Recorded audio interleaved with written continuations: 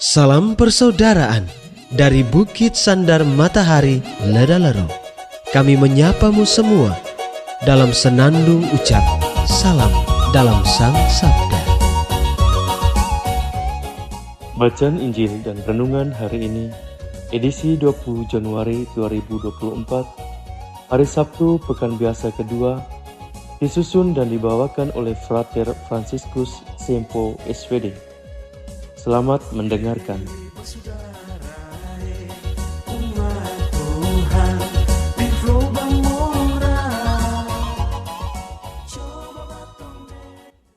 Bacaan diambil dari Injil Markus bab 3 ayat 20 sampai 21. Sekali peristiwa, Yesus bersama murid-muridnya masuk ke sebuah rumah. Maka datanglah orang banyak berkerumun pula, sehingga makan pun mereka tidak dapat. Waktu kaum keluarganya mendengar hal itu, mereka datang hendak mengambil dia, sebab kata mereka, ia tidak waras lagi. Demikianlah sabda Tuhan. Terpujilah Kristus.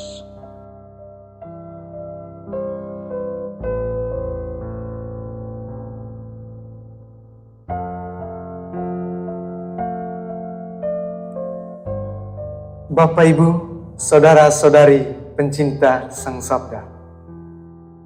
Hari ini Injil Markus mengisahkan tentang dua hal yang terjadi pada Yesus Sang Tokoh Utama. Pertama, Yesus mengunjungi sebuah rumah dan kehadirannya itu mengundang kehadiran banyak orang lain. Kedua, kehadiran Yesus di rumah tersebut dalam tanda petik membuat resah anggota keluarganya karena sudah menganggap Yesus tidak waras. Apa tanggapan Yesus terhadap dua hal tersebut? Dalam kisah selanjutnya, Yesus tetap fokus dalam misi yang menjadi tujuan misinya hari itu. Bapak, Ibu, Saudara-saudari pencinta Sang Sabda. Dalam keseharian, kita biasa berinteraksi dengan siapa saja. Berinteraksi dengan orang baru, orang lama, kerabat, tetangga di sekitar kita. Entah dalam interaksi itu, kita mungkin punya motif sendiri, motif bisnis, atau juga untuk bersilaturahmi, mempererat tali persaudaraan, mempererat kebersamaan. Terkadang dalam interaksi, kita menjumpai orang-orang yang bisa menerima kita dengan hati terbuka. Tidak luput pula, kita tentunya akan menjumpai orang-orang yang tidak menerima kita, baik dengan tutur kata mereka, baik dengan ekspresi wajah mereka, ataupun secara tidak langsung tidak berkenan menerima kita dengan menciptakan alasan-alasan tertentu untuk menghindari kehadiran kita.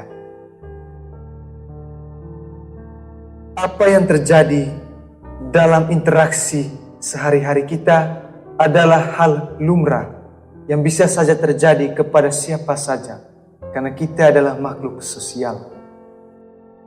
Termasuk juga kita mungkin pernah menolak kehadiran orang lain di tengah-tengah kita.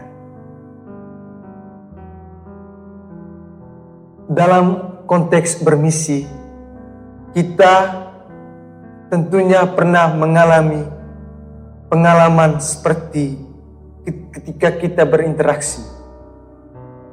Ketika kita bermisi, kita akan menjumpai orang-orang yang bisa menerima kita dengan hati terbuka, menyambut kita dengan gembira. Juga kita akan menjumpai orang-orang yang menolak kehadiran kita, menolak perbuatan kita, menolak aksi kita dalam misi kita. Terhadap penerimaan positif, tentunya kita akan merasa senang, merasa bahagia.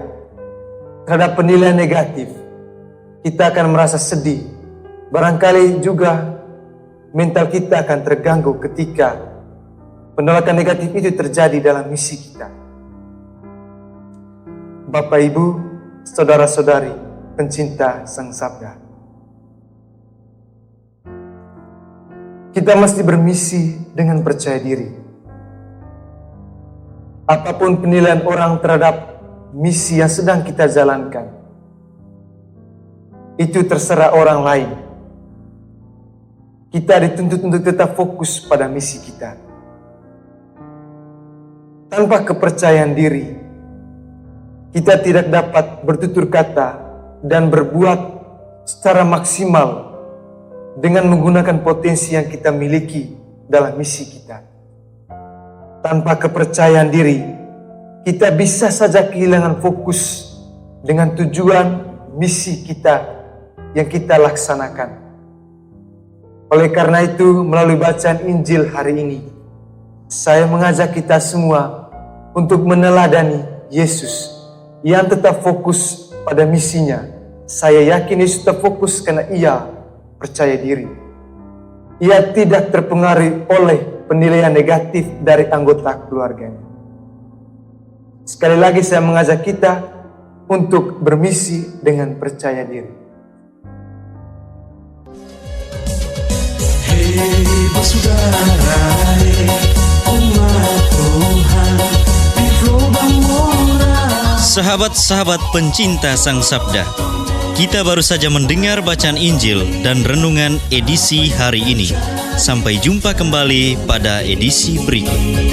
Terima kasih kepada Divisi Kerohanian website Seminari Tinggi Santo Paulus Ledalero. Semoga Sang Sabda menjiwai seluruh pengalaman hidup kita hari ini.